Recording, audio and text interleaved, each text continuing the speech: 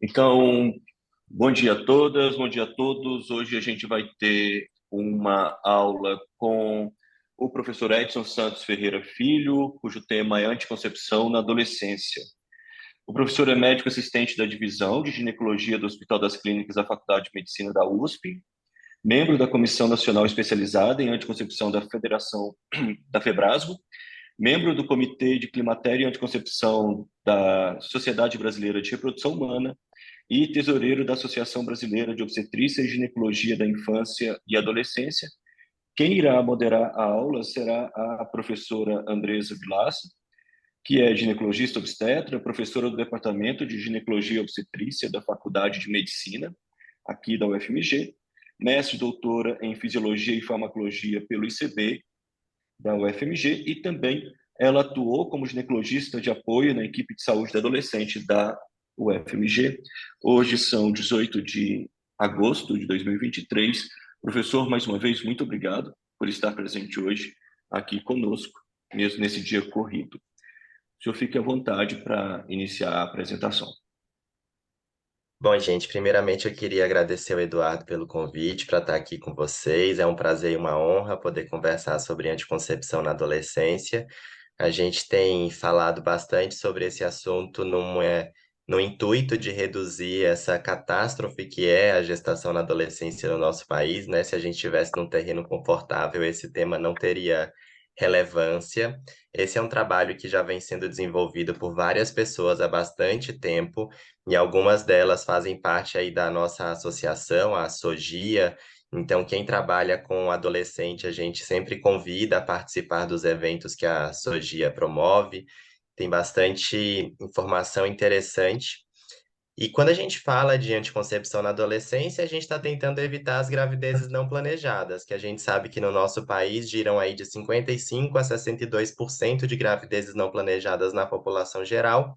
E aí eu peguei esse trabalho especificamente brasileiro, que mostra, ó, se a gente for olhar aqui, à medida em que a idade vai reduzindo, quando a gente vem para essa faixa etária de meninas mais jovens, é justamente quando a gestação não planejada é mais frequente. 2/3 das gravidezes acontecem de maneira não planejada aqui nessa faixa etária, e isso tem muito a ver também com o próprio contexto de vida, porque se a gente pensar, até 1/3 dessas pessoas talvez tenha planejado engravidar mais cedo, mas ainda assim a gente sabe que existem outros problemas que são pano de fundo para essa possível planejamento de gestação, incluindo a possibilidade de ascensão social, se inserindo em um outro núcleo de relacionamento e saindo da casa dos pais, onde a situação está mais crítica, indo morar com alguém que poderia lhe prover algum sustento de uma maneira um pouco melhor. Então, a gente vive num país que é bastante complexo, e provavelmente esse número aqui ele ainda é bem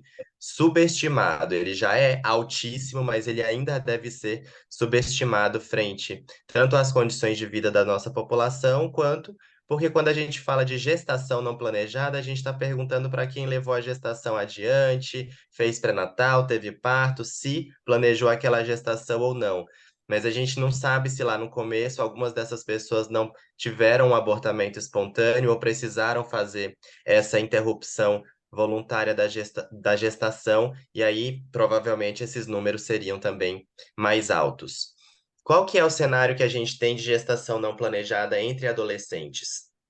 Entre adolescentes no mundo inteiro, a gente tem que uma em cada 9 gestações vai acontecer entre 15 e 19 anos de idade. E quando a gente vem para essa faixa etária de 10 a 14 anos de idade, a gente tem aí 3% das gestações na América Latina entre 10 e 14 anos de idade. Quando a gente olha para o Brasil, os números são alarmantes. Vejam que a última estatística que a gente tem, feita aí pela própria equipe da SOGIA, é 364.734 nascimentos de filhos de adolescentes. Esses números vêm aí do Registro de Nascidos Vivos, né, do SINASC. E aí o que a gente fez foi organizar por faixa etária. Quando a gente olha para 15 a 19 anos, 340 mil partos, 10 a 14 anos, 17 mil partos. Então, quando você soma tudo isso e faz uma avaliação diária, são 1.000 partos de adolescentes por dia. Então, enquanto a gente está aqui conversando, a cada meia hora a gente tem uma menina de 10 a 14 anos de idade tendo filho. No final dessa nossa discussão, pelo menos outras 2 meninas já serão mães, já estarão com o seu filho no colo. Então, a gente ainda está com a velocidade muito alta de gravidezes não planejadas numa faixa etária que é o final da infância, início da adolescência. Muitas vezes essa menina ela foi vítima de uma violência sexual e existem múltiplos mecanismos de repressão para que ela não interrompa essa gestação e a questão da culpabilização, da moral, da ética acabam pesando bastante. Um em cada 7 ou 8 gestações e partos, ao final, então, vão ser de mães adolescentes. A casuística de 2021 mostra para a gente 13,6%. Então, isso dá uma em cada 7 a 8 pessoas. Ainda é bastante alto. E lógico que a gente não está falando de um Brasil homogêneo. Hoje eu moro em São Paulo, mas eu sou piauiense de origem, né? Eu nasci em Teresina e eu vim para São Paulo na época de fazer a residência. Então eu conheci essa realidade ainda mais crítica que a gente tem aqui na região Nordeste e no Norte é ainda mais grave. Então, se a gente fica alarmado com os números de uma maneira global, quando a gente olha para essa distribuição por região, a gente pode ver que tanto entre 15 e 19 anos, quanto entre 10 e 14 anos de idade, as regiões que têm maior índice de gravidezes não planejadas na adolescência é justamente região norte e nordeste. Lógico que isso tem a ver com um fenômeno econômico muito importante. Essas meninas muitas vezes nem têm acesso ao serviço de saúde, ou quando elas têm acesso, acabam tendo esse acesso de uma maneira negligente, não no sentido de dizer assim, eu não quero fazer nada por você, mas de subestimativa de risco para aqueles que estão bem intencionados. Então, não, imagina, adolescente não engravida, não vai ser na primeira vez que você vai engravidar. Então, ainda existe essa falsa crença por parte de muitos de nós profissionais que essa adolescente poderia não engravidar. Então, a gente precisa, sim, refletir sobre esses números, colocar a mão na consciência e dizer o que que eu ainda posso melhorar, o que que eu posso otimizar no meu atendimento para diminuir essas estatísticas.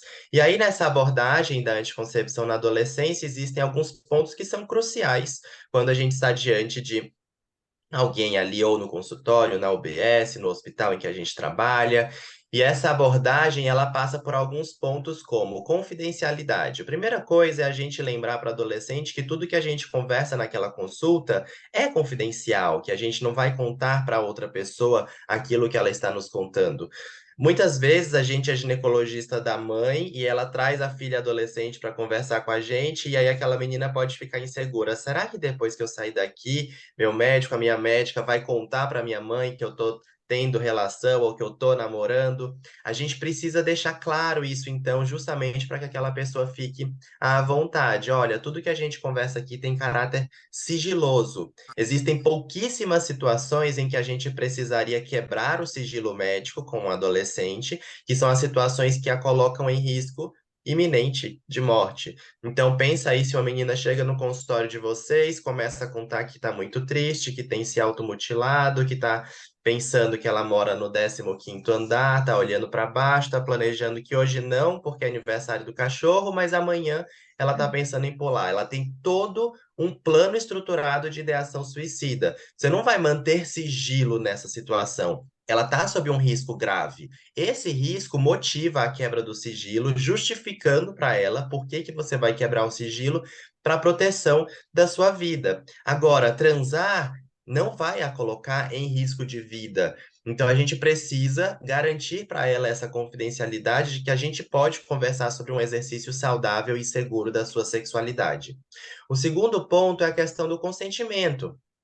O consentimento, tanto para conversar sobre temas delicados, como a própria questão sexual, tudo bem se a gente falar sobre esse assunto hoje, quanto para a realização do exame físico, posso te examinar nesse momento? E quando a gente for conversar sobre os diferentes métodos, a gente também vai pedir consentimento para a utilização de um método anticoncepcional, para a sua prescrição ou a inserção de um método anticoncepcional. Então, a adolescente ela percebe que ao você pedir licença, consentimento e não ser algo que você executa de maneira automática, você está respeitando a sua autonomia. E isso é útil para a transição da infância para a vida adulta. Aquela criança que até então só foi cuidada, alguém sempre resolveu, alguém sempre fez por ela, agora ela percebe que ela tem voz, que ela pode se manifestar, que ela tem o direito de dizer não e que quando ela diz sim, ela está pensando no seu autocuidado.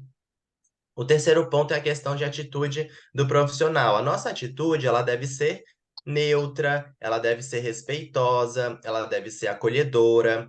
Essa atitude, ela é tanto verbal quanto não verbal. Muitas vezes a gente atende lá dentro do hospital residente e aluno interno juntos, e uma das coisas que às vezes acontece, a pessoa fala algo muito assim, exuberante, muito exótico, só para provocar, que adolescente às vezes testa nossos limites, né? Fala uma coisa bem diferentona só para ver como que você vai reagir. Se você faz uma troca de olhares com a outra pessoa que está na sala, se dá uma risadinha de canto de boca, você perdeu esse vínculo. Então é muito importante que a gente trabalhe essa atitude de neutralidade e de acolhimento, e dizer, você pode falar o que você quiser, e tá tudo bem, eu tô pronto para ouvir. E isso vai fazer com que haja uma maior relação de confiança. A presença dos pais na consulta ginecológica ela é interessante, ela deve ser encorajada, mas ela não é pré-requisito. Se a adolescente chegar sozinha no seu consultório, você pode sim atender aquela adolescente. Qualquer pessoa a partir de 12 anos de idade pode ter atendimento sozinho naquele consultório e você pode conversar sobre os diferentes temas. Agora, a presença dos pais ela é encorajada porque existem várias coisas que a adolescente às vezes não vai saber te contar. Então você começa a perguntar de antecedentes familiares, alguém tem hipertensão, diabetes, já teve trombose, já teve câncer? Muitas vezes ela não tem essas informações à mão. Às vezes a gente vai perguntar sobre questões de desenvolvimento. Ah, você nasceu de parto normal, cesárea? Quantos quilos você pesava quando nasceu? Então tem algumas perguntas que talvez ela não saiba que os pais podem contribuir com essas informações. Quando os pais vêm à consulta, a gente precisa assegurar um momento para aquela adolescente ficar sozinha. Então, o que eu costumo fazer é avisar desde o início da consulta que a gente tem dois momentos. Um momento que vai estar todo mundo junto e um momento em que eu vou ficar sozinho conversando com aquela adolescente. E isso é muito bom para ela, porque ela sabe que vai ter um momento em que ela pode perguntar o que ela quiser, sem precisar falar na frente da mãe, que às vezes ela está insegura, será que eu vou poder tirar minha dúvida ou não vou? E também para os pais, isso transmite uma segurança no sentido de que eu avisei no começo da consulta. Não é que no meio da consulta eu percebi que alguma coisa podia estar acontecendo e estou desconfiando, e aí essa insegurança para eles quer dizer, ah, não, o doutor está achando que a minha filha está fazendo alguma coisa, então você já cria um clima desagradável. Não, você avisa, oh, bem-vindo, que bom que todo mundo veio, senta aí. Esse começo de conversa, a gente faz todo mundo junto aqui, e aí vai ter um momento em que a gente vai fazer separadamente. Vou conversar só com essa adolescente. Na hora do exame físico, você pode falar para a adolescente que ela tem o direito de alguém acompanhando o exame físico se ela quiser, mas se ela não fizer questão de alguém naquele momento do exame físico, ele pode ser realizado garantindo a sua privacidade. Tem alguns adolescentes que não querem mais trocar de roupa na frente dos pais e vão se sentir constrangidos se tiver a mãe ali do lado examinando. Então é importante que a gente mostre quais que são os limites e faça isso de uma maneira que não transmita insegurança ou desconfiança. Um ponto que eu sempre gosto de mencionar é a questão da abstinência sexual. Muitas vezes a gente insiste em pontos de, ai, não, mas você é adolescente, você ainda não pode começar a ter relação sexual. E eu tenho uma péssima notícia para dar para vocês. Nenhum adolescente vai deixar de transar porque a gente pediu. Eles vão ter atividade sexual quando eles tiverem vontade, o engajamento deles perante o grupo do qual eles fazem parte é muito mais importante do que a opinião de um médico que eles viram duas, três vezes na vida, se muito. Então, a abstinência sexual ela pode ser mencionada na consulta, dizer assim, ah, deixe para ter relações quando você se sentir pronta para isso. Mas não deve ser a nossa estratégia contraceptiva, senão essa menina vai acabar engravidando. Então, na hora que você considerar a possibilidade de talvez se engajar numa relação sexual, a gente já pode conversar sobre o assunto, a gente já pode iniciar um método anticoncepcional. Ela tem que sair da consulta que ela procurou a gente para anticoncepção com o método iniciado ou prescrito. É o que a gente chama de quick start, de início rápido. Então, veio hoje para falar de anticoncepção, hoje mesmo você sai com o seu método. Pode ser uma pílula, pode ser uma injeção, mas o método que a gente costuma dar prioridade, e aí vocês vão perceber que eu vou falar bem mais de LARC, de métodos de longa duração, são justamente esses métodos de longa duração reversíveis, os métodos contraceptivos reversíveis de longa duração. Em inglês, a gente usa a sigla LARC, que incluem os dispositivos intrauterinos e o implante subdérmico. E aí, para a gente começar o método naquele momento, a gente pode fazer desde que a gente tenha certeza, ou, como diz a OMS, uma razoável certeza de não gestação. Essa razoável certeza de não gestação inclui, primeiro, 7 dias do ciclo menstrual. Então, a menina veio hoje aqui, ela escolheu utilizar um implante subdérmico ou colocar um dispositivo intrauterino. Eu posso fazer isso agora, desde que eu saiba que ela não está grávida. Primeiros 7 dias do ciclo menstrual, menstruei anteontem, posso colocar hoje? Pode. Ausência de relação sexual desde a última menstruação. Não, eu tive relação há 3 meses e depois disso eu já menstruei 2 vezes. Não tá grávida. Eu estou usando um método de maneira eficaz, consistente, correta. Então, se ela já chegou usando uma pílula e ela quer trocar de método, primeiros 7 dias após o abortamento, se ela já tiver engravidado, ou até 4 semanas após o parto, a gente também pode utilizar qualquer método. E se ela estiver amamentando nos primeiros 6 meses do parto e em amenorreia. Esses três critérios, eles têm que estar juntos, não é uma coisa ou outra, né? Amamentação, amenorreia e primeiros 6 meses. Tudo isso tem que estar junto. Então, normalmente, se ela chegar aqui, ela nunca engravidou e ela chegou aqui logo após a menstruação ou sem relação desde a última menstruação, aproveite a oportunidade, não coloque obstáculo.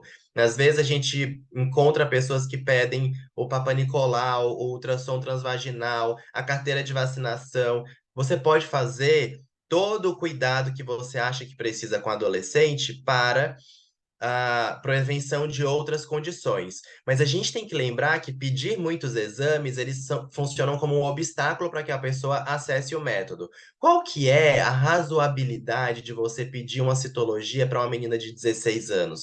Adolescente não precisa de rastreamento para câncer de colo de útero.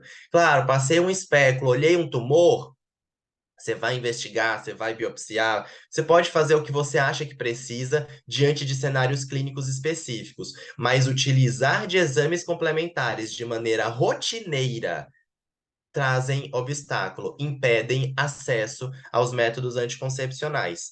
A gente fez um levantamento há alguns anos, uma das monografias de residente, ela fez um levantamento de todas as pessoas que passaram conosco no ambulatório e que por algum motivo não puderam ter a inserção do seu método anticoncepcional na primeira consulta, e aí incluía adolescentes e adultas. E a gente ficou perplexo ao constatar que metade das pessoas que tinha recebido a indicação não tinha sido submetida à inserção do método. Ou seja, elas não voltaram. Ah, não, você precisa fazer um ultrassom por um motivo que realmente precisava, mas ela não foi fazer ultrassom, não voltou para colocar o método, desapareceu. E essa menina está aí exposta ao risco de uma gravidez.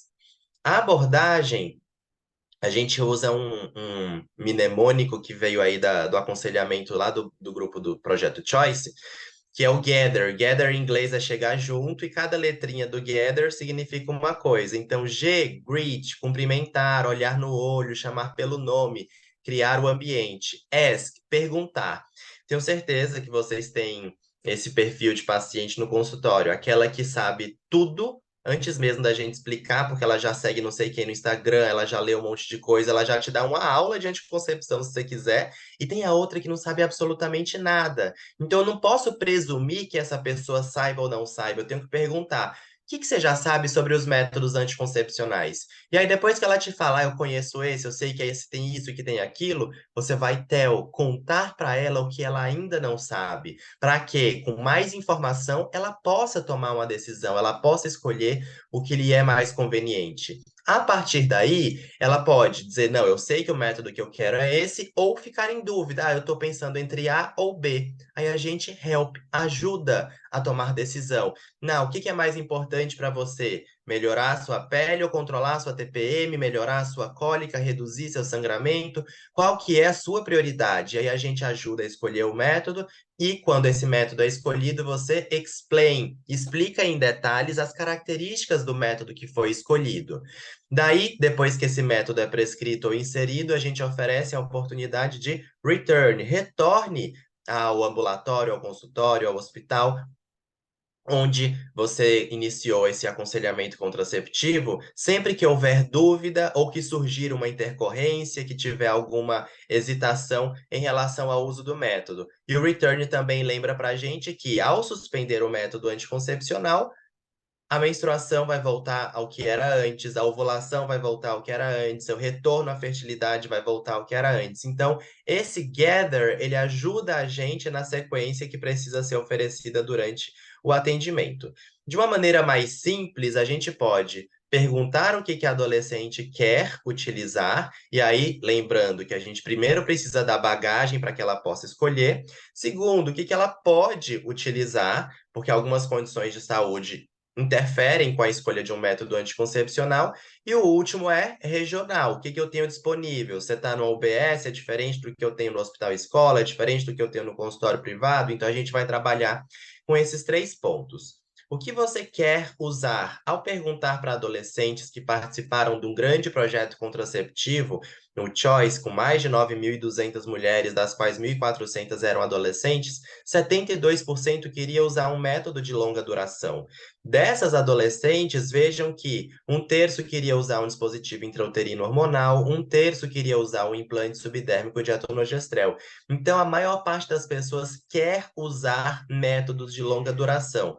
Embora o DIU de cobre esteja aí só com 5%, e muitas vezes isso está relacionado com mudanças de padrão de sangramento, cólica, eu preciso lembrar a vocês que aqui elas tinham acesso a todos os métodos de forma isenta de custo. Às vezes a gente está numa UBS e o único LARC que eu tenho é o DIU de cobre. Não tenha medo de usar o DIU de cobre numa adolescente. Se ela escolheu usar, se ela entendeu no que vai acontecer com o organismo dela, é o melhor método para ela, já que é um método de longa duração. Você insere, ele dura aí 10, 12 anos, você está reduzindo gravidez, reduzindo parto e também reduzindo os abortos que ainda acontecem na clandestinidade, já que no nosso país ainda não aconteceu uma legalização do abortamento pela vontade, né? A gente só tem em situações de violência, de estupro e em situações que a condição materna tenha um risco importante de óbito. Então, quando o Choice oferece todos os métodos de maneira isenta de custo, a gente tem redução dos índices de gravidez, parto e aborto. Quando a pessoa escolhe o método que ela quer utilizar, provavelmente ela vai continuar usando. Mas o que é interessante perceber é que os métodos de longa duração vão ter uma continuidade bem maior do que os métodos de curta duração. Ao final de um ano, mais da metade das pessoas que usavam métodos de curta duração acabou abandonando o seu uso, acabou deixando de utilizá-lo, ficando vulnerável a gravidezes não planejadas. Quando a gente separa a adolescente da adulta, a descontinuação dos métodos de longa duração é baixíssima e não é diferente nos grupos etários, mas a descontinuação de métodos de curta duração já é maior para as adultas e para adolescente ainda mais. Então, isso vai aumentando a probabilidade dessa pessoa acabar engravidando. Ah, mas será que eu posso usar um método de longa duração numa adolescente? Sim, OMS, CDC, Febrasgo, Sogia, todos são unânimes em dizer que contracepção pode ser indicada para as adolescentes sexualmente ativas, mesmo aquelas que são menores de 14 anos de idade. A gente tem alguns pontos que precisam ser refletidos no atendimento de pessoas abaixo de 14 anos de idade, porque, do ponto de vista da lei, configura um estupro de vulnerável qualquer relação sexual em idade abaixo de 14 anos. E isso nos coloca numa situação, que é muito desconfortável. Legalmente eu estou sendo conivente com o crime, como que a gente vai se portar diante disso? E aí no finalzinho eu vou dar algumas dicas para vocês, mas eu posso sim ofertar contracepção. Os procedimentos de maior complexidade, inserir um DIU, inserir um implante, embora não seja obrigatório, a gente recomenda a participação de pais e ou responsáveis, não precisa ser o pai ou a mãe, pode ser uma avó, a madrinha, uma tia com quem aquela adolescente tenha mais afinidade, mas para que essa responsabilidade seja compartilhada caso aconteça uma intercorrência. Então a gente sabe que numa inserção de DIU é muito baixa a probabilidade, menos de um caso a cada 1.000 inserções, mas pode acontecer uma perfuração uterina. E aí não é o melhor cenário do mundo você conhecer os pais. Bom dia, vamos fazer uma laparoscopia para tirar o DIU que perfurou da sua filha sem a gente nunca ter conversado. Não, se a gente tem um adulto da família daquela adolescente que participou do processo, você compartilhou essa responsabilidade. Só que como são eventos extremamente raros, não ter um adulto não deve ser um obstáculo para a utilização do método de longa duração. E uma outra coisa que é muito frequente, as pessoas perguntarem: bom, mas a adolescente, se eu colocar um DIU ou um implante, ela não vai mais usar camisinha. Gente, a adolescente que se preocupou com a possibilidade de engravidar e procurou a gente para inserir um LARC, ela está engajada no seu cuidado de saúde muito mais do que aquela que não está usando nenhum método anticoncepcional. Então, elas têm menor risco de ocorrência de ST, porque elas se protegem mais, elas associam o preservativo. E aquela que já não ia usar o preservativo, ela não vai usar nenhum método anticoncepcional e vai acabar engravidando. Então a gente não tem que ter receio de utilizar esses métodos. A segunda pergunta é o que você pode usar. E aí, quando a gente olha para o que você pode usar, a idade por si só não é contraindicação a nenhum método anticoncepcional. Então, eu posso usar uma pílula combinada, um anel vaginal, um adesivo transdérmico no adolescente? Posso. Uma pílula só de progestagênio, um injetável trimestral, um implante subdérmico, um dispositivo intrauterino, vejam que todos são categoria 1 ou 2, segundo os critérios médicos de elegibilidade. Categoria 1 e 2, o uso do método deve ser realizado, pode ser realizado com segurança. Categoria 3, riscos e benefícios começam a ficar em cima do muro, e categoria 4, eu não posso usar nunca. Vejam que idade sozinho não contraindica nenhum método. O que eu tenho que pensar? Se essa adolescente tem alguma outra condição de saúde que possa ser agravada pelo uso de um método anticoncepcional. Às vezes a gente atende uma adolescente cardiopata valvar, com dilatação de câmara cardíaca, com aumento de risco trombótico. Essa menina não vai usar uma pílula combinada, mas não é pela adolescência, é pela comorbidade. Então a gente precisa pensar em quem é aquela adolescente, além da idade, se existe algum outro critério. Mas se for só pela idade, qualquer método pode ser usado. E aí, para finalizar, uma reflexão sobre os aspectos éticos e legais. Abaixo de 14 anos de idade, do ponto de vista do nosso Código Penal, qualquer relação sexual configura um estupro de vulnerável, mesmo que sejam dois adolescentes de 13 anos de idade. Se a gente for ser muito estrito do ponto de vista da lei, os dois estão se estuprando mutuamente. Parece absurdo a gente pensar isso, mas legalmente é assim que acontece. Então, quando a gente atende alguém abaixo de 14 anos de idade, é importante que a gente reforce isso, não como um sentido de ameaça, mas como um sentido de reflita se você quer passar por esse tipo de problema com alguém que não gosta de você. Uma vizinha que não gosta de vocês vai lá e causa na vida do seu relacionamento. Seu namorado de 16 anos de idade, namorando com você com 13, esse menino ele vai receber um carimbo de estuprador que fica pro resto da vida. Não vai ser preso porque tem menos de 18 anos, mas ele vai precisar passar por sanções legais, trabalho comunitário, e isso vai ficar no seu histórico criminal. Se for alguém acima de 18 anos de idade, vai ser preso por estupro de vulnerável. Então vejam a situação crítica que é. E nós, como que nós ficamos nesse processo? Bom, a gente deve acolher aquela pessoa, ouvir, protegê-la contra a gravidez, e a Sogia fez junto com a Febrasgo um posicionamento que contou com a participação de representantes da parte jurídica e a parte médica. E a decisão, embora ela não seja superior à lei, ela é uma maneira que a gente tem de se proteger quando a gente opta por não fazer a notificação. Porque se eu notificar, a primeira adolescente que a gente atendeu, nenhuma outra vai voltar na UBS para se proteger contra a gestação. Então, eu acabo afastando as pessoas do serviço de saúde e elas ficam expostas ao risco de uma gravidez. Então, eu preciso mostrar que eu considerei a possibilidade da notificação, mas optei por não fazê-lo, por quê? Porque essa menina buscou o serviço espontaneamente, então ela não está passando por uma situação em que ela é completamente vulnerável. Ela entende o que está acontecendo. Quais que são as idades? Uma discrepância de idade de 2, 3 anos é normal nos relacionamentos de adolescentes, mas se a gente pega um cara de 45 anos de idade com uma menina de 12, existe uma hierarquia de poder, existe uma discrepância, e aí a gente não pode não notificar. Isso acontece, infelizmente, em muitas cidades nossas, a gente sabe que algumas vezes essas meninas são deixadas para serem criadas por esses homens que poderiam prover economicamente um dos membros da família. Mas essa situação não pode ser, a gente não pode ser conivente.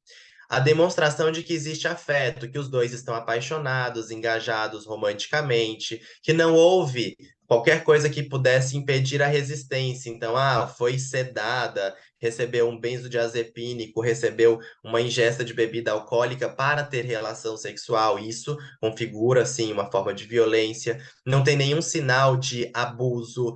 Os pais sabem, muitas vezes a gente recebe, né? A mãe traz a menina e fala assim: doutor, ela tá aqui namorando com o filho da minha comadre, todo mundo se dá bem, eles se conhecem desde pequenos, sempre se gostaram, e agora a gente está com medo de eles acabarem engravidando. Então, tem uma participação da família, a gente está levando em conta o contexto cultural daquela família também, e o que nos respalda. Dentro do Código de Ética Médica, a gente tem aí o artigo 74, que fala justamente do direito ao atendimento com sigilo médico para essa adolescente, a capacidade de compreensão e de condução dos cuidados com a própria saúde que essa adolescente tem, e o Estatuto da Criança e do Adolescente com seu princípio de proteção. Então, se a gente escreve tudo isso no nosso prontuário e justifica a nossa não notificação, embora não nos exima legalmente de ser envolvido nisso, o juiz que olha esse prontuário diz assim: não, esse médico não estava pensando em nada, ele pensou bastante e tomou uma decisão, e por conta disso seria uma maneira de a gente se proteger nesses atendimentos. Então, para a gente poder abrir para a discussão, eu vou trazer as minhas mensagens finais, lembrando a vocês que gestação na adolescência é um problema muito relevante em saúde pública e que para reduzi-lo a gente precisa oferecer métodos anticoncepcionais, sempre fazendo decisão compartilhada e respeitando a individualidade e os critérios médicos de elegibilidade. Quando a gente fala de método de longa duração, a maioria das pessoas não conhece os LARCs, mas quando conhece, passa a querer utilizá-los. E nenhum método anticoncepcional estará restrito somente pela idade. Eu agradeço a atenção de vocês, agradeço o convite para estar aqui e fico à disposição para o nosso debate. Já passo. Obrigado, professor Edson. Eu já passo para a professora Andressa para que ela consiga fazer as considerações.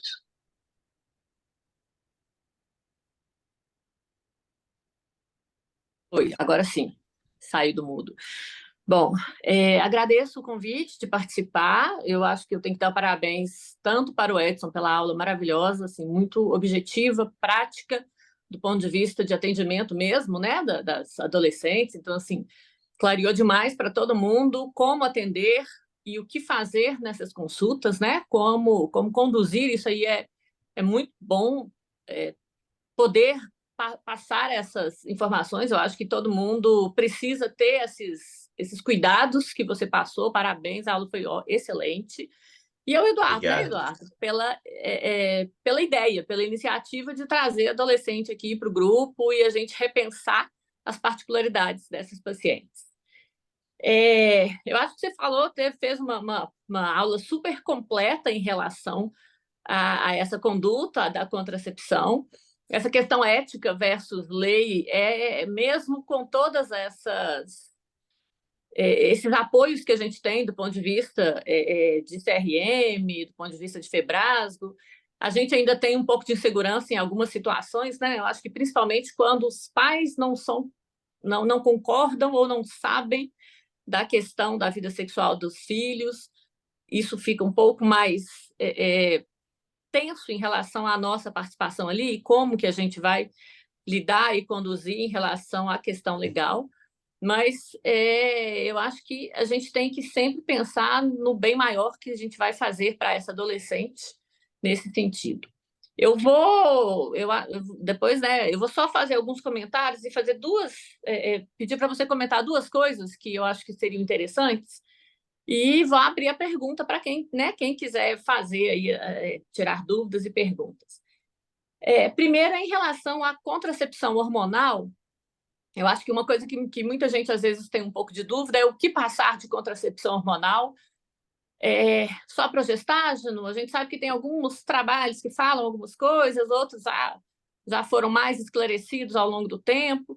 Mas, por exemplo, se for optado por um contraceptivo hormonal combinado, qual a dosagem estrogênica que você sugeriria e se tem alguma justificativa para isso? 15, 20, 30? Né? O que seria mais indicado para essas adolescentes, principalmente as mais jovens, né? Assim, pouco tempo depois da menarca, se teria alguma preferência do ponto de vista fisiológico ou se isso não teria nenhuma implicação. Ótimo, Andresa. E a segunda coisa é a respeito, não é bem contracepção, mas como é que você vê o rastreio, por exemplo, de clamídia nessa população de adolescentes, se isso para vocês aí está padronizado, se vocês fazem isso rotineiramente ou não, como é que vocês veem isso, desse grupo que é sexualmente ativo, se existe já algum protocolo de vocês a respeito de rastreio? Excelente, são duas perguntas muito sagazes, Andresa, obrigado. A primeira delas, em relação ao métodos contraceptivo hormonal combinado. A gente pode usar qualquer um dentre os critérios de elegibilidade, não haveria restrição. Mas a gente sabe que alguns trabalhos mostraram o impacto que pílulas de muito baixa dosagem têm sobre a massa óssea. Então, quando a gente olha para pílulas de 15 microgramas de etilneoestradiol, existe a preocupação teórica de que isso possa comprometer o osso dessa adolescente. Por quê? Quando a gente usa um método só de progestagênio, uma pílula de progestagênio, um implante subdérmico, a produção de estrogênio endógena está preservada. Ela continua produzindo estradiol, então não tem impacto sobre o osso. Mas quando você coloca o etilneoestradiol junto, o etilneoestradiol inibe o FSH e diminui a produção de estrogênio endógena. Consequentemente, ela não fica com níveis detectáveis de estradiol na maior parte das vezes. Você dosar não é para a gente fazer isso, né? Mas se você dosar estradiol em alguém que está usando pílula, você vai ver que esses níveis estão baixinhos. Então, existe a preocupação de que poderia comprometer a massa óssea. Quando você aumenta a dose, chegando aí por volta de 30 microgramas de etilneoestradiol, esse etilneoestradiol já consegue pelo menos segurar a massa óssea, parecido com o que o estradiol faria. Então, se a gente for usar uma pílula combinada, a nossa preferência, tendo todas à mão, seria ou usar uma pílula de estrogênio natural, como o próprio estradiol, ou se eu for usar etilneoestradiol, é o contrário do que muitas vezes foi difundido, né? Às vezes até a gente recebe visitas de algumas laboratórios falando, essa pílula é para adolescente porque ela tem pouquinho estrogênio, mas não é o cenário em que eu quero pouquinho estrogênio. Se eu for bloquear a produção estrogênica dela, eu preciso que esse osso seja alimentado por outra fonte de estrogênio. Isso não acontece quando a gente tem uma pílula só de progestagênio, um implante subdérmico ou um DIU hormonal, porque a produção de estradiol está preservada. Mas, para o injetável trimestral, também há bloqueio na produção estrogênica. Então, pode acontecer um comprometimento da densidade mineral óssea. Qual que é a dificuldade que a maior parte dos estudos tem? De fazer esse levantamento de maneira prospectiva da adolescência até a pós-menopausa, quando começa a aparecer a fratura osteoporótica. Então, é um tempo muito longo que requer um investimento financeiro muito alto, com uma alta probabilidade de perda.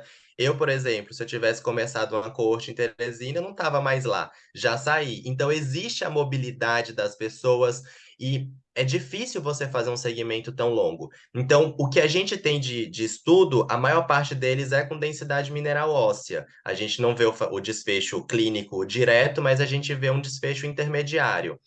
A densidade mineral óssea é reduzida durante o uso do injetável trimestral, mas uma vez que ele foi suspenso, ela recupera a densidade mineral óssea. Então, esse efeito é reversível. Por que que é importante a gente saber disso? Porque se eu tiver qualquer método à mão, talvez o injetável realmente não vá ser a minha primeira escolha. Mas muitas vezes a gente está trabalhando no OBS em que eu só tenho uma pílula combinada, um injetável trimestral e um DIU de cobre. Pronto, é tudo que eu tenho. Se ela tiver muita cólica, muito sangramento, você já não vai querer usar um DIU, aí você vai querer ir para um método hormonal. É mais fácil ela lembrar de 3 em 3 meses do que ela tomar uma vez por dia. Algumas, os pais nem sabem que estão tomando anticoncepcional, então elas não querem levar a cartela de anticoncepcional para casa e a escolha vai ser pelo injetável trimestral. Posso usar? Posso usar. Categoria 2 pelos critérios médicos de elegibilidade. Existe algum risco teórico em relação à parte óssea, mas o benefício que essa menina vai ter é muito maior. No final das contas, o impacto sobre o osso de hormônio é um pedacinho. A gente tem que lembrar que muitas outras condições impactam na nossa massa óssea e que a gente acaba negligenciando. Quantos de nós conversa sobre ingestão de cálcio ao longo da vida inteira, exposição solar, prática regular de exercício físico, não fumar? Tem tantas outras coisas que contribuem, que são muito mais impactantes e a gente negligencia, então o injetável trimestral ele é só uma pontinha de um iceberg que é muito maior. A segunda coisa é o rastreamento de clamídia que você perguntou. No Brasil, a gente não tem essa sistematização, o Ministério da Saúde não tem nenhum protocolo específico, mas lá dentro do HC a gente consegue utilizar o protocolo do Task Force americano, que recomenda o rastreamento de clamídia e Neisseria para todas as pessoas abaixo de 25 anos de idade. Então, para as adolescentes, a gente coleta, sim, de maneira sistemática, um swab endocervical e faz a pesquisa de ISTs por PCR, clamídia e Neisseria. E lá no nosso kit acaba saindo junto a tricomoníase e micoplasma e ureaplasma. Acaba entrando, mas os nossos objetivos são clamídia e Neisseria. E a Muito tricomoníase só se tiver sintoma, né? E o que a gente não faz, esperar esse resultado para colocar um DIU na menina. Então, se ela veio hoje e quer colocar um DIU, eu coleto esse swab, faço a inserção do DIU. Quando ela voltar, eu checo o resultado e já vejo se ela ficou bem em relação à inserção do dispositivo. Então, é algo que pode ser utilizado quando a gente tiver. Idealmente, deveria ser utilizado em todos os locais, porque encontrar uma clamídia agora e tratar é uma prevenção de infertilidade de causa tubária no futuro, mas ele não deve ser obstáculo para a utilização de um método anticoncepcional, se essa for a ocasião. perfeito, muito obrigada, viu? Obrigado pelas perguntas. Eduardo, eu tô no celular, que eu não consegui entrar. Você pode olhar para mim, por favor, se tem alguém fazendo alguma pergunta no chat? Claro, Andresa. Professor Edson, a Flávia. Flávia está aqui com a mão levantada. Então, primeiro eu gostaria de agradecer, muito prática realmente a explicação, uma delícia, né? Uma reunião assim, super leve. Obrigado, Mas eu Flávia. queria colocar duas situações também muito práticas e relativamente novas aqui. Uma é a inserção de DIU pós-parto, né, que a gente tem feito agora de forma até bem frequente nas maternidades, e outra a questão da ligadura de trompas, que com a mudança da lei passou a incluir mais as adolescentes, tanto pela idade, que passa de 25 para 21 anos, quanto também pela independência da idade com 2 filhos vivos e até a assinatura do acompanhante. Eu gostaria que você comentasse para a gente um pouco sobre esses métodos aí, o que você tem visto de novo, porque a ligadura a gente já fazia, inclusive periparto, agora ela voltou, ficou muitos anos sem fazer, mas o que vocês têm visto aí sobre esses métodos nas pacientes adolescentes, por favor? Ótimo, Flávia, muito obrigado. São duas situações realmente corriqueiras aí no nosso dia a dia e importantíssimas de serem discutidas. A anticoncepção no pós-parto, ela deve ser incentivada sempre. É prevenção de recorrência da gravidez. Essa menina vai amamentar um tempo, daqui a pouco ela parou de amamentar, ela volta a ovular e engravida de novo. Então a gente precisa pensar em como reduzir o risco de recorrência da gestação. Ela tá com a prova viva de que transar pode engravidar, porque o bebê tá ali na frente dela, então ela tem a noção do risco de maneira muito mais palpável do que aquela adolescente que não engravidou, que adolescente idealiza muito que pode acontecer tudo com todo mundo, mas comigo nunca, né? Tem essa sensação de que eu sou imune a tudo. E ali com aquele bebê, esse argumento já vai meio que por água abaixo. E segundo, que se a gente acabou de fazer o parto, quem está na frente dela é um médico ginecologista obstetra que sabe fazer anticoncepção no pós-parto. Então, isso é o cenário em que a gente tem motivação e profissional presente, seria o cenário perfeito para a colocação. De todos os métodos anticoncepcionais, qualquer um deles poderia ser utilizado no pós-parto, DIUs, implantes, mesmo injetável, o que a gente quiser utilizar. A gente gosta muito da ideia do DIU pós-parto, porque se você insere, por exemplo, um DIU de cobre, ela está protegida pelos próximos 10 anos. Então, você tem uma grande segurança e ela é um método que está disponível no SUS, então não tem essa questão do obstáculo financeiro que algumas vezes para os outros métodos pode aparecer. Aqui a gente disponibiliza o DIU no pós-parto, sim, e é uma estratégia válida, é uma estratégia redutora do risco de recorrência. O que a gente precisa ter atenção, quais que são as potenciais, ah, não vou chamar nem de complicação, mas intercorrências que podem aparecer. Expulsão. Expulsão é o mais comum. E aí eu vejo algumas pessoas dizendo assim: ah, não, mas eu não vou colocar um DIU porque vai ser expulso. Calma. Quando a gente fala de expulsão, na casuística de parto cesárea eletiva, é tão bom quanto uma inserção de intervalo. Então, pensar, sei lá, que é um bebê pélvico e você vai fazer um parto cesárea por conta disso, a chance de expulsar é 5%, igual uma inserção de intervalo, que é 3 a 5%. Se a gente for para uma cesárea intraparto, evoluiu com uma desproporção e ela já entrou em trabalho de parto, teve alguma dilatação, ou quando a gente vai para um parto vaginal, essa expulsão ela pode ser um pouco maior. E aí tem algumas casuísticas que falam de 10 a 20%, a mais alta que eu já encontrei foi 30%. Então, pegando essa pior cenário possível de 30%, que não é a realidade da maioria dos serviços, que está em torno de 10 a 20%, 70% ficou com o DIU no lugar. Então, a gente está protegendo dessas 10, 7 meninas que talvez não voltassem para a colocação do DIU. Porque a gente fica com a ideia de que todo mundo vai voltar para fazer a inserção do DIU depois que passar o período do pós-parto, mas isso não é verdade. Ela desaparece porque a vida consome, a criança está chamando muito mais atenção, necessidade dela, do que ela vai lembrar que talvez possa engravidar daqui a um tempo. Então, ela está concentrada em outra coisa. Então, não faz sentido a gente achar que todo mundo vai voltar, porque uma boa parte não vai voltar. Ah, e se expulsar, o que que você vai fazer? Você vai colocar outro. Você vai reavaliar a menina e você pode colocar outro para deixá-la protegida contra a gravidez. Quanto custa um DIU de cobre? Quanto custa uma gravidez não planejada? São números muito discrepantes, não tem justificativa para a gente não fazer. Então, eu parabenizo vocês por estarem fazendo a inserção de DIU pós-parto, porque isso é uma estratégia muito eficaz. Em relação à laqueadura tubária, felizmente, quando as meninas chegam para fazer laqueadura e passam lá no nosso ambulatório, quase sempre a gente consegue convencê-las a usar um método de longa duração, um LARC. Por que que a gente trabalha nessa linha? Primeiro, porque a gente tem acesso aos LARC, e muitas vezes o motivo de ela querer uma laqueadura é ela achar que só existe a alternativa pílula. Ah, eu não dei certo com pílula, então o meu próximo passo é a laqueadura. Quando a gente mostra para ela que existem outros métodos, nossa, eu não sabia. Sabendo que tem DIU, que tem implante, que tem outros métodos de longa duração, a laqueadura já para de fazer sentido para ela. Porque o que ela queria não era laquear, ela queria uma alternativa, mas ela achava que não existia.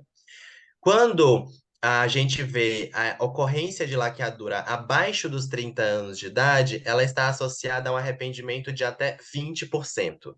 Então, é muito alto o risco de arrependimento. Existem alguns estudos, mas são estudos pequenos, que foram feitos, que chegaram a 50% de arrependimento.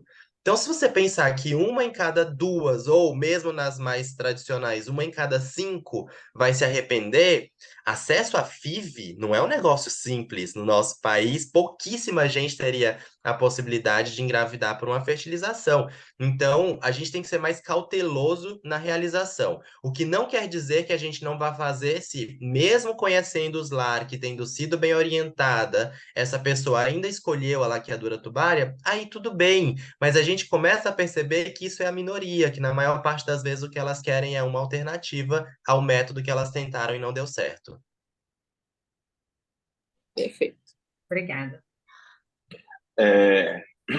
Edson, eu tenho duas questões aqui, né, rapidinhas, por causa do nosso tempo.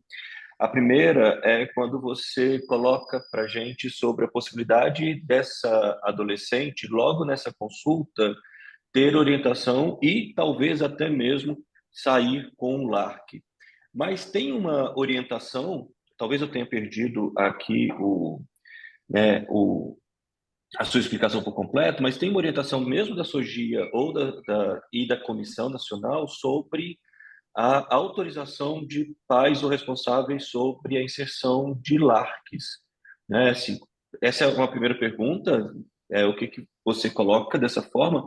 E só fazer um comentário sobre essa última, sobre a pergunta da Flávia, né? Porque às vezes a gente fica focado muito na idade, que saiu de 25 e veio para 21, e também na paridade da paciente, mas a gente tem que lembrar que a laqueadura, e o Ministério da Saúde lançou uma nota recente, né? A laqueadura só pode ser feita em pessoas com capacidade civil plena, e isso indica para a gente acima de 18 anos, a não ser que ela seja emancipada, né? Então a gente antecipa para isso. Então, a princípio, a gente não poderia fazer uma laqueadura com menos de 18 anos. Isso foi uma norma uma nota que o Ministério da Saúde lançou, deve ter mais ou menos uns 10 dias, aí explicando justamente essa questão da laqueadura em adolescentes. Mas se quiser colocar também a sua observação, Edson, fica à vontade. Assim. Não, perfeito, Eduardo. Esse ponto que você chamou a atenção é muito importante. Quando a gente fala de capacidade civil plena, isso vale para a questão etária, vale para questões outras, como declínio cognitivo. Muitas vezes a gente atende as meninas com hidrocefalia grave, que a mãe cuida, e chegam para a gente assim: ah, doutor, faz uma laqueadura nessa menina, senão ela vai engravidar. E se ela não tem capacidade civil plena, a gente não está autorizado a fazer, a menos que haja autorização judicial. Então, se for com autorização judicial, aí sim poderia fazer. E a questão etária é exatamente o que você pontuou. Para a inserção de LARC, tanto a Febraso quanto a SOGIA escrevem exatamente isso, que é recomendável que os pais participem ou responsáveis participem do processo. Quando a gente fala que é recomendável, é uma estratégia de proteção nossa, médicos. Porque se acontecer uma intercorrência, você dividiu essa responsabilidade com o adulto. Agora, recomendável não é obrigatório. Algumas vezes aquela adolescente não tem ninguém na sua rede de apoio que possa vir junto com ela para a inserção de um LARC. Então, ela vai ficar exposta ao risco de uma gravidez não planejada? Não. Então, a gente pode oferecer, mesmo sem a assinatura de um adulto responsável nisso, justificando adequadamente no nosso prontuário. Agora, quando eu posso ter algum adulto responsável, é interessante muito mais para diminuir os nossos problemas, e não porque seja algo que a adolescente vai ter de complicação. Não é nesse sentido, é muito mais para que a gente fique mais tranquilo do ponto de vista legal. E pode ser alguém da família dela que não seja necessariamente os pais. Às vezes a irmã mais velha veio junto, às vezes uma tia, uma avó que é quem cuida veio junto. Então a gente precisa ampliar a ideia que não precisa ser necessariamente pai e mãe.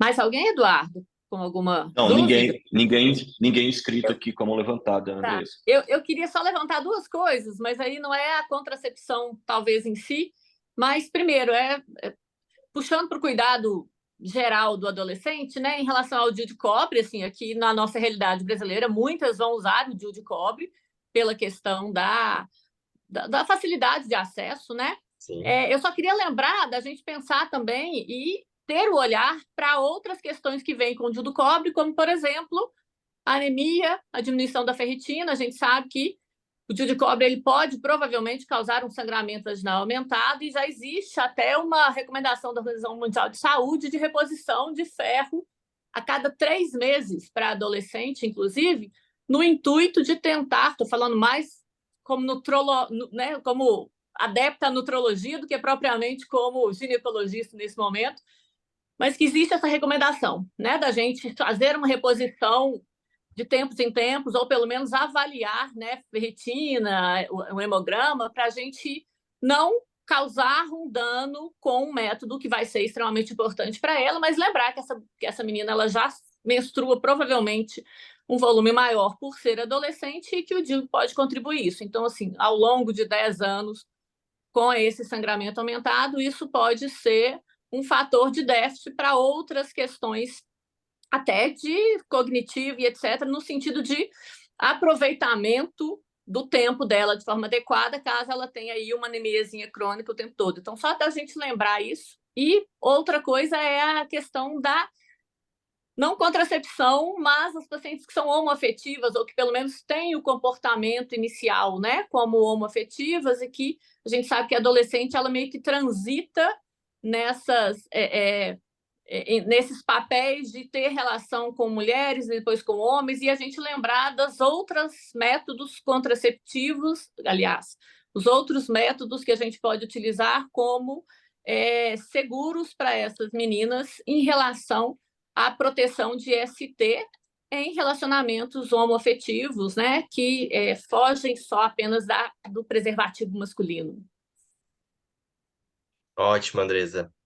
2 excelentes pontos. Primeiro, a questão do ferro. Sim, pode acontecer perda. Nem todo mundo que usa o DIU de cobre vai ter sangramento aumentado, mas quando acontece, a gente estima uma média de aumento de 20% no volume e na duração da menstruação. Então, a menina que menstrua 3, 4 dias, ela vai passar a menstruar 4, 5 dias. Então, ainda está dentro de uma faixa de normalidade. Agora, aquela que já está ali no limite superior, menstruando 7 dias, de repente ela aumentou para 9 dias, ela está sangrando a mais e ela vai ter um risco, sim, de perda de ferro. E é nosso papel perguntar. Uma das coisas que a gente tem que fazer é justamente avaliar como que está a menstruação, oferecer estratégias para minimizar esse sangramento e, como você muito bem colocou, suplementar ferro para quem está carente desse nutriente. A segunda coisa, a proteção contra IST em sexo de pessoas com vulva. Então, se essas meninas estão se relacionando com outras pessoas com vulva, seja uma menina cis ou um menino trans, esse contato entre vulvas não tem nenhum método que tenha sido desenhado para essa população. Então, a gente ainda tem uma carência muito grande de métodos de proteção de ISTs nesse sentido. O que a gente acaba fazendo é extrapolar um pouquinho, ser criativo, né, e utilizar do preservativo externo, você corta a ponta e a base, e você usa aquele túnel do meio aberto, então você criaria como se fosse uma membrana. Tem que ter um cuidado nessa manipulação para não tracionar demais e acabar rasgando, mas é pelo menos válido do ponto de vista de que foi testado. Porque outras vezes as pessoas utilizam um plástico filme, que pode ter uma porosidade, que não é testado, então a gente não consegue garantir esse risco menor. E uma outra coisa que às vezes é útil são as calcinhas de látex, que também podem ser utilizadas como estratégia de proteção. Mas a gente ainda carece disso, e em parte é um fenômeno que é vivo na nossa sociedade, que é a invisibilidade das mulheres lésbicas e bissexuais nos seus relacionamentos, né? Muito obrigada, viu, doutora? Obrigado você. Obrigado, Andresa, por aceite pela moderação. E, professor Edson, muito obrigado por ter despendido seu tempo para estar aqui conosco nessa aula perfeita. A gente não tem mais nenhuma pergunta, e aí, obedecendo aqui o nosso tempo, eu agradeço muito a sua participação. Muito obrigado pelo convite, Eduardo. Muito obrigado a todo mundo que assistiu e que mandou perguntas. Eu fico muito feliz de estar aqui com vocês. Foi Obrigado, excelente. professor. Obrigada, Obrigado, professor. professor. Excelente, parabéns, Edson. Um abraço, viu? Obrigado, um abraço, Márcio. Boa Então, um semana. excelente dia a todos. Uma excelente semana. A gente volta a se ver na sexta-feira que vem. Um abraço a todos, pessoal. Edson, mais uma vez, muito obrigado. Obrigado.